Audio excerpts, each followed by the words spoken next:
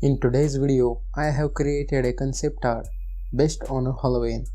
It's come from my mind and I got some ideas from the other Photoshop artists. I have used those stock images and many brush presets. I used skull image to make it more scariest. I use a pumpkin images and I also use image of a crow. I made a dark sky at the background. I also had a moon as the light source coming from behind. I have blended out the layers smoothly to make it simply realistic. I hope you enjoyed the video. Please do like, comment and also subscribe to channel and hit the bell icon to get notified about the new content. So let's start the speed art.